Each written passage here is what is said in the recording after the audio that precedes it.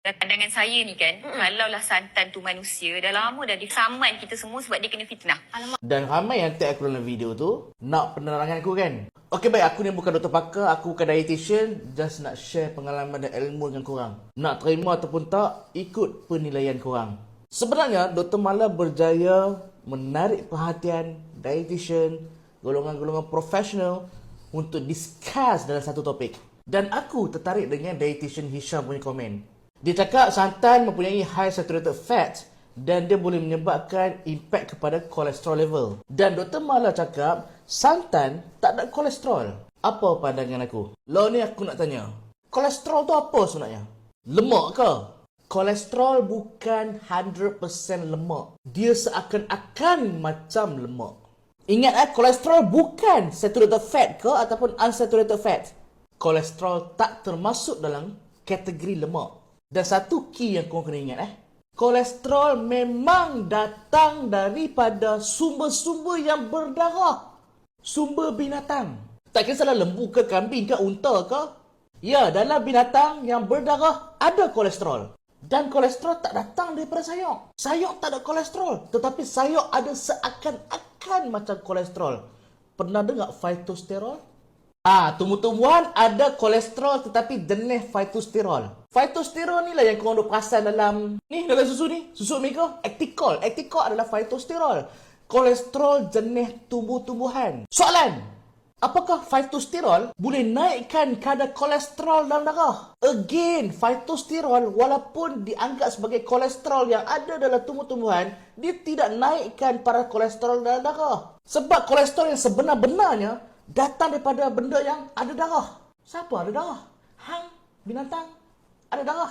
Kita kongsi kolesterol yang sama. Faham tak? Macam lembu, ada kolesterol. Sebab itulah kalau hang makan lembu banyak, hang boleh kena heart attack. Dan benda yang sama, kalau lembu, dia makan hang tinggi kolesterol, dia makan, dalam lembu tu kena heart attack juga. Sebab dua-dua tinggi kolesterol. Itu pun kalau lembu makan manusia lah. Apa yang aku nak cakap kat sini, kolesterol yang ada dalam lembu sama macam kolesterol yang ada dalam darah kita. Habis tu santan, macam mana yang diklaim oleh Dr. Mala, betul ke tak ada kolesterol? Santan tu binatang ke apa? Terjawab kan? Dan macam mana statement dietitian ni pula? Santan boleh impact pada kolesterol level. Okey, aku suka refer satu artikel ni. Ingatlah, saturated fat adalah lemak tepu. Berdasarkan statement daripada dietitian Hisham, macam mana saturated fat dalam santan boleh impact kolesterol dalam darah kita? Okey, dia macam ni Sebelum aku explain macam mana santan memberi impact pada kolesterol, kau kena tahu basic. Hati korang, organ yang ada belah kanan atas ni, adalah kilang kolesterol. Kolesterol harian korang, 80% datang daripada hati korang. Tak kisahlah hang makan sayur saja ke, hang makan keju saja ke, dalam badan hati hang tetap akan buat kolesterol. No one can stop hati daripada buat kolesterol, melainkan hati tu rosak. Contoh macam liver cirrhosis ke, kilang dah rosak, macam mana kolesterol dihasilkan? Sebab tu bila hang buat medical check up, doktor tengok, pasal apa kolesterol tinggi? Tak kisahlah 10 ke apa, kena ingat 80% daripada bacaan kolesterol tu datang daripada hati hang sendiri. 20% dia datang daripada makanan. Tak percaya? Tak percaya?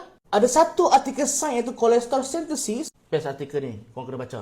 Dalam bahagian dyslipidemia, dia terangkan macam mana kolesterol dihasilkan daripada hati. Hati korang buat kolesterol daripada apa? Lebihan gula. Tu.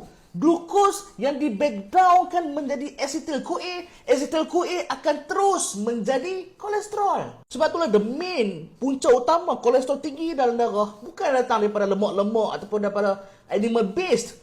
Tu, makanan-makanan gula-gula lebihan korang tu. Dan yang ni adalah misconception yang sebenarnya yang kita tak faham sejak berkurun-kurun lamanya. Kurun lama ku rasakan tiba. And again, back to the question. So, macam mana nak explain kenyataan dietitian Hisham ni? Hang kena faham dulu macam mana kolesterol tu berjalan dalam badan. Hang perhati elok gambar rajah ni. Hati dia akan hasilkan kolesterol dan akan lepaskan kolesterol ke seluruh badan melalui LDL. Kolesterol ni yang korang anggap jahat-jahat tu. Kolesterol ni dihasilkan daripada hati yang mana dibiarkan tersebar satu badan. Tu yang buat sel, buat vitamin D. Yang tu datang daripada kolesterol LDL.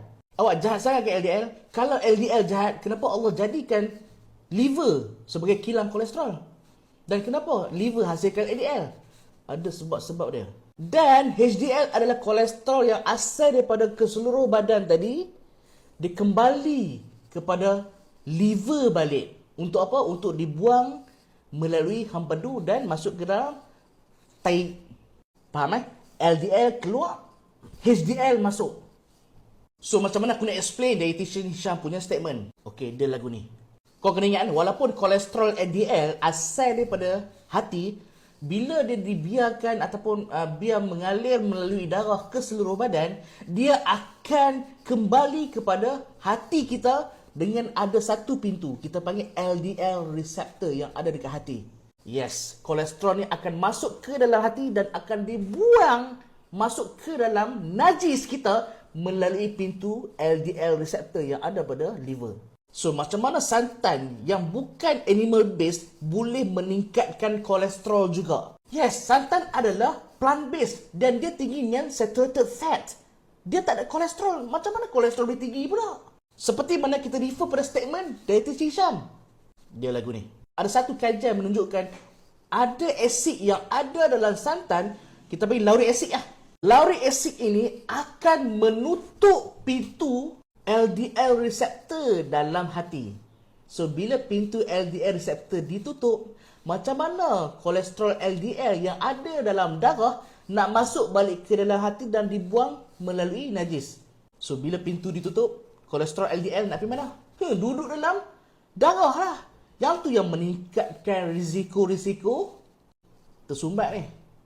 Tapi, hampa kena ingat satu. Walaupun kolesterol LDL banyak dalam darah, tetapi dia bukan punca utama kepada salur darah menjadi sempit. Yang punca utama adalah dinding salur darah rosak disebabkan oleh radikal bebas. Selepas tu barulah kolesterol LDL menempel lah tersumbat. So, serangan jantung siapa punca utama? Radikal bebas dulu. Baru kolesterol LDL. Kalau radikal bebas tak ada, LDL dia akan cantik dia mengalir dalam darah. Dia tak akan menyebabkan tersumbat pun. Baik, penerangan yang kedua. Ada satu kajian juga menunjukkan saturated fatty acid juga menutup pintu LDL receptor pada hati. Saturated fat akan menutup pintu reseptor LDL di hati, so LDL kolesterol tetap akan banyak ke dalam darah. So dekat sini kau faham kan macam mana santan yang tak ada kolesterol ni dia memberi impact kepada bacaan kolesterol korang juga bila korang buat follow up. Dua benda tadi, lauric acid dan saturated acid yang menutup pintu LDL receptor pada hati, so LDL kolesterol tak boleh nak dibuang melalui najis sebab pintu tu tertutup. So dekat sini Dr. Mala tak salah, Hisham pun tak salah. Alah, lagipun video kedua Dr. Mala dia explain balik. Santan tak ada masalah, memang santan tak ada kolesterol, tapi dia ada saturated fat. So, korang tak boleh makan ke? Boleh boleh makan. Tapi jangan banyak. Setiap hari kau nak makan santan pun tak ada masalah. Cuma limitkan saja pada 10% daripada kalori harian. Itu saja. Walaupun korang tak makan santan sekalipun, saturated fat bukan ada kat santan saja. Tu, macam-macam lagi. Minyak lah, segala butter lah, segala apa lagi. Kek lah. And guess what? Saturated fat kebanyakannya lemak tepu yang asal daripada animal base. Hang makan ayam, hang makan daging, hang makan unta, tu ada lagi tinggi saturated fat. Takkan nak salahkan santan semata-mata. Betul? So nak tak nak tengok korang punya diet harian secara keseluruhan. Betul?